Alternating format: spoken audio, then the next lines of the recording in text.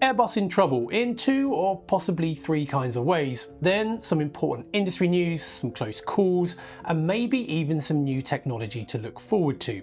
Yes, 2025 was a busy year for aviation, and December was no different.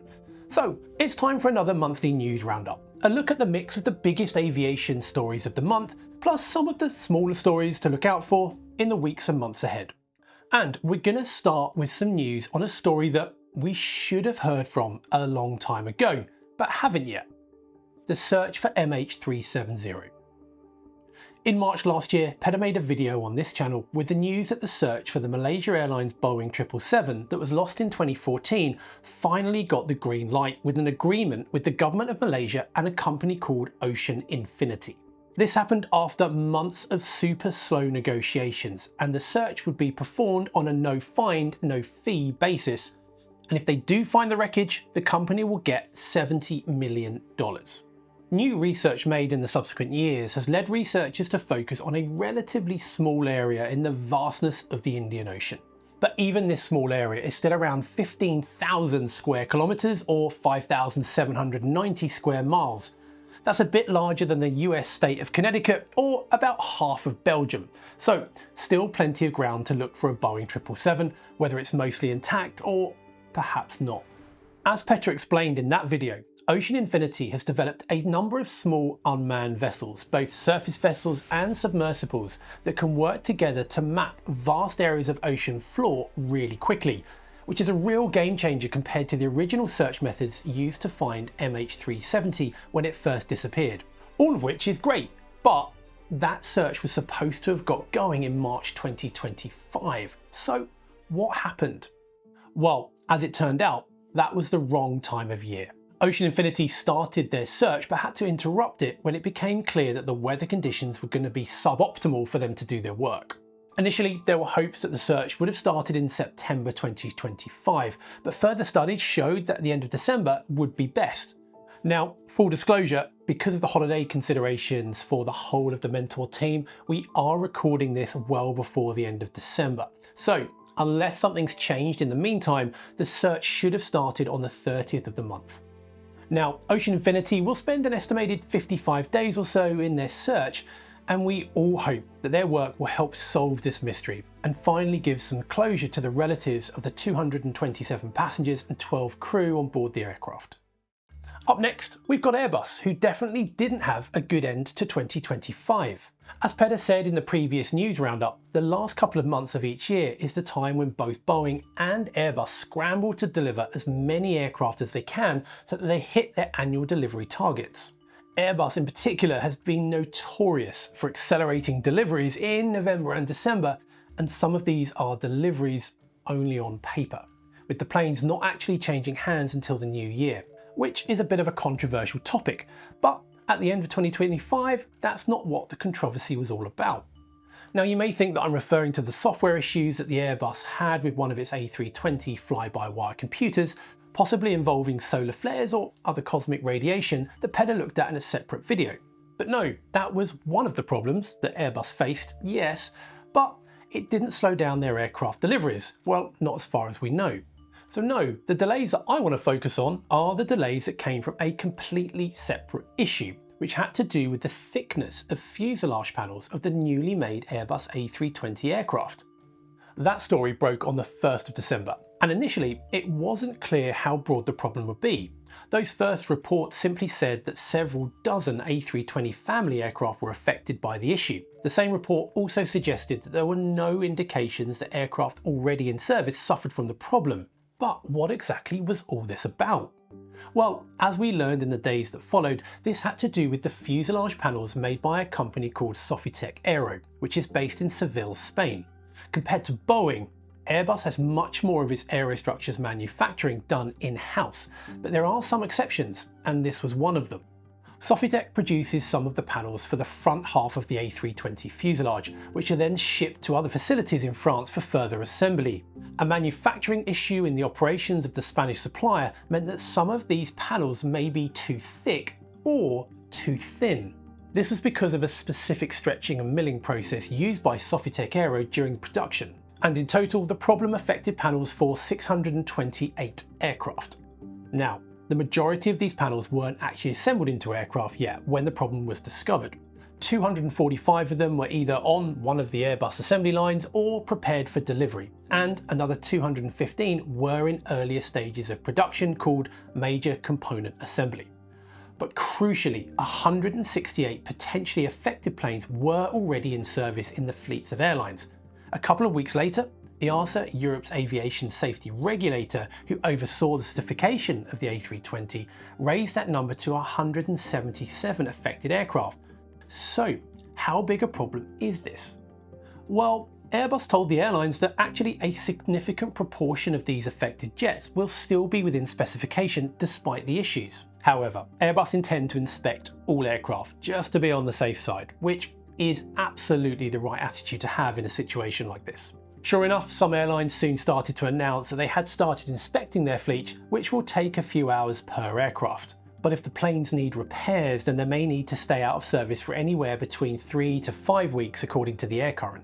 That's obviously really bad timing for a lot of airlines, since it happened in the build up to the holiday season. However, the guidance that EASA released on this issue stated that the airlines have 6 months to complete these checks, although some aircraft will need to be checked faster if certain types of repairs have been attempted.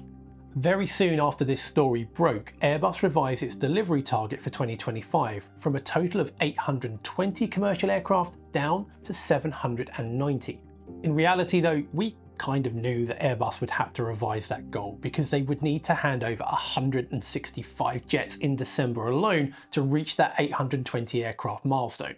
And this was quite an embarrassing episode for Airbus because it hit the news right on the heels of the story about the brief grounding of 6,000 jets due to those potential solar flare problems. And this was a rare case of back-to-back problems for the European manufacturer. However, could it be that an even more embarrassing episode is on the way for Airbus? Well, another story that broke early in December involved an Airbus A320 in New Zealand, whose crew lost an engine in flight because of a strange issue involving an engine fire switch. Now this is something we'll probably have to look at in a separate Mentour Now video, but this story could prove important for Airbus because an interim factual report suggested that this happened due to a component defect. And this is a kind of fire switch that Airbus uses on all A320 family jets and on their A330s, A340s, A350s and A380s.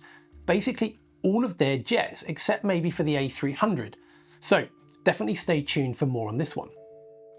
When multiple Airbus stories like this appear close together, it naturally raises questions. But how those questions are answered depends on where you're reading, and the way a story is framed can lead to very different reactions.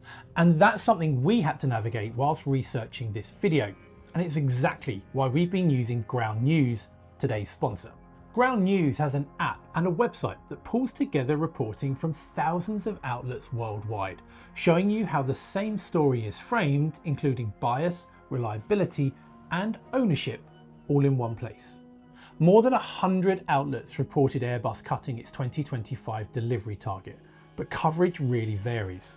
Right-leaning The Times of India frames Airbus as stumbling while Boeing gains, focusing on competition, while left-leaning Semaphore highlights Airbus's soaring stock despite production issues.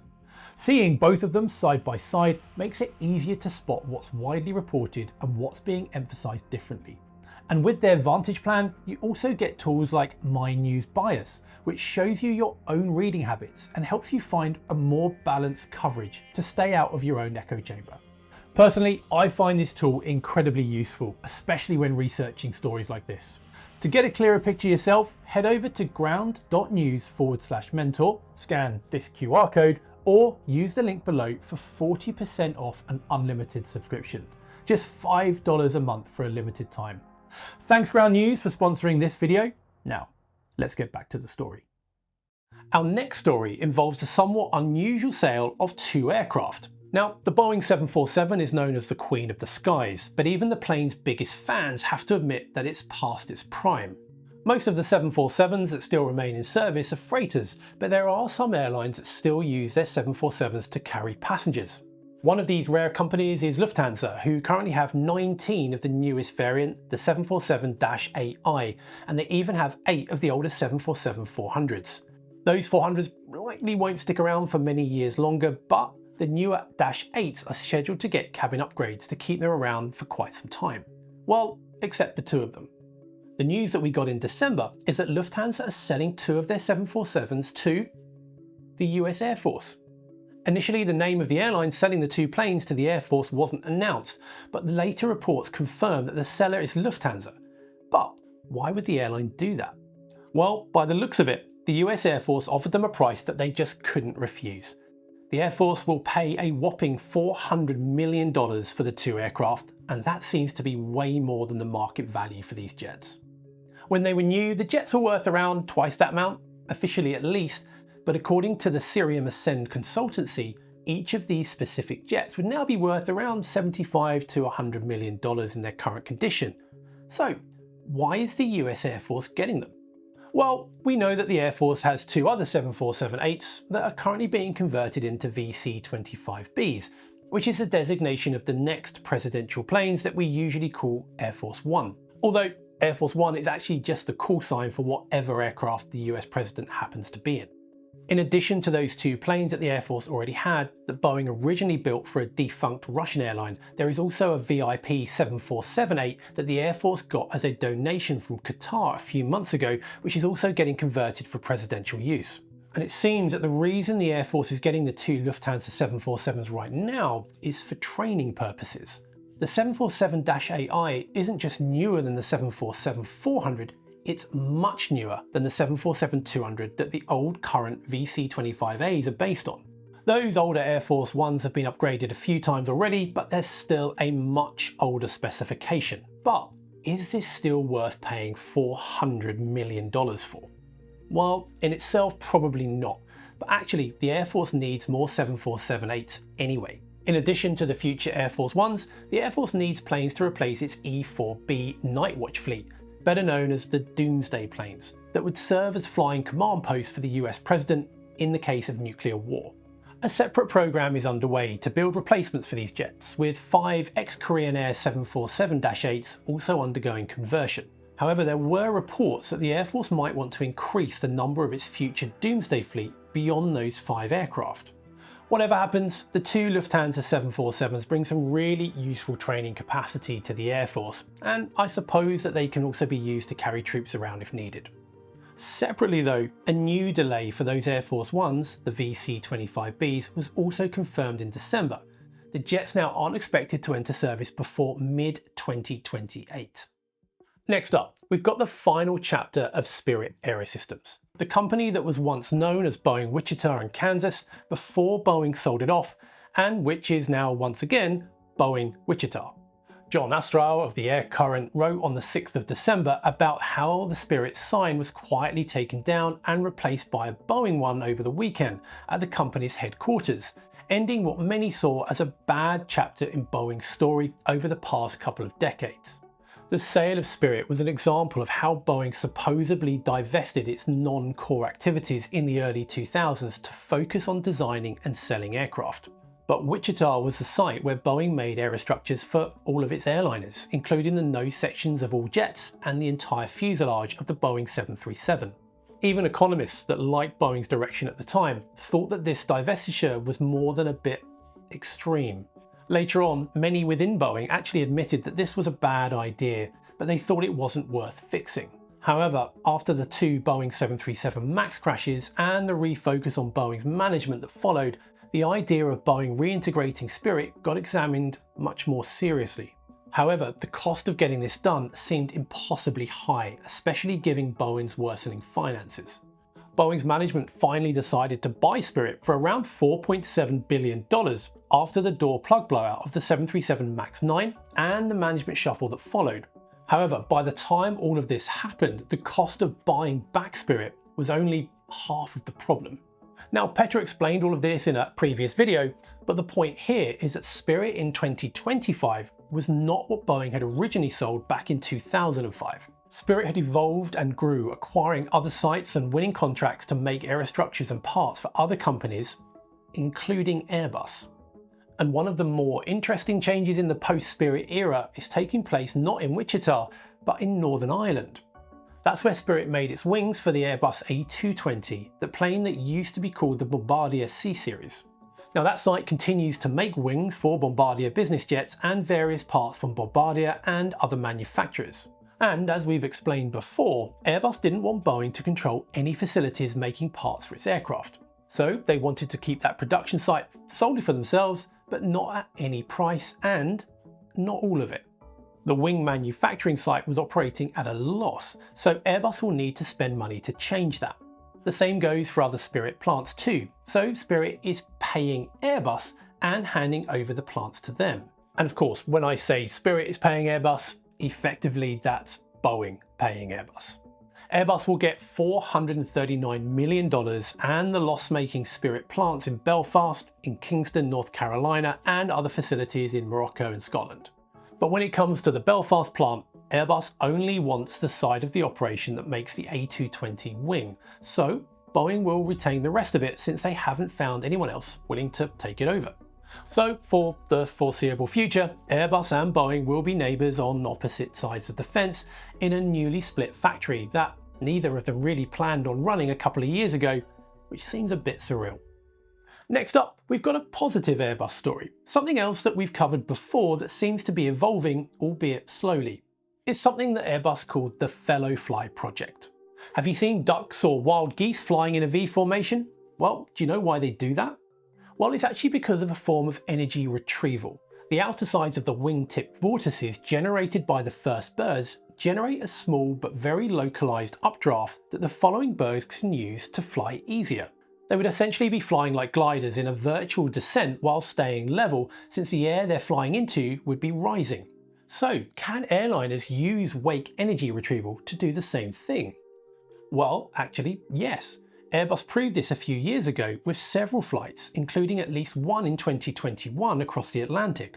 Airbus believed that the trailing aircraft can actually benefit from a 5% fuel saving, which is enormous when you consider what wide bodies are burning. To make this happen, planes would need to position themselves in the right distance and at the right altitude, and within a bit of a lateral separation as well, before getting cleared by ATC to get closer and at the same altitude to make this work. There is just one small problem though. How do the planes actually coordinate to end up in the same place to make all of this happen? If planes depart from the same airport or even different airports, they'd have to maneuver with one of them possibly waiting around for a bit for the other one. And it wouldn't take a lot of holding, especially with a really heavy jet, before that 5% fuel saving evaporates. And that's what the latest news on this story is about. For its latest series of tests, Airbus has partnered with airlines like Air France, Delta, French Bee and Virgin, but they also partnered with AirNav Ireland, DSNA, Eurocontrol and NATS to work out the air traffic side of the challenge. In essence, Airbus is evolving Fellowfly into a new form called, and I'm not joking here, GEES, which stands for Gain Environmental Efficiency by Saving Energy. The difference is that Fellowfly basically proved the aerodynamic side of the problem, while GEES is addressing the logistical side. The systems on the ground and in the air that will help pilots and controllers position the two planes on the same piece of sky and keep them safe. Now, to be clear, Delta Airlines, Air France and other participating airlines didn't actually fly in formation. They remained at different altitudes in accordance with normal procedures. The goal here was to work out the procedures that would allow the planes to meet, which they did. And I was initially skeptical on the feasibility of having two airliners travelling long distances in close formation in the same way that birds do. Having flown fast jets myself in close formation, I can tell you that it takes a lot of focus to maintain the correct position, especially when both jets hit turbulence or begin to manoeuvre. But it turns out that in order to achieve that 5% fuel saving, the trailing aircraft can actually fly 3 kilometers behind the other aircraft, which seems much more realistic. And interestingly, Airbus is actually listing Boeing as one of the participating stakeholders in the project, since obviously everyone's aircraft will need to have the same FMS modes and flight planning tools that will make all of this possible. And that, ladies and gents, is our last news roundup for 2025, minus the last week or so as we're recording this a bit early so we can all have a bit of a Christmas break. And let me know in the comments if there's any other stories that you think we should be keeping an eye on, but don't worry, there's 1, 2 or maybe 5 things that we're keeping an eye on ourselves. I'm Ben Watts, you're watching Mentor Now. Have an amazing 2026, and I'll see you next time.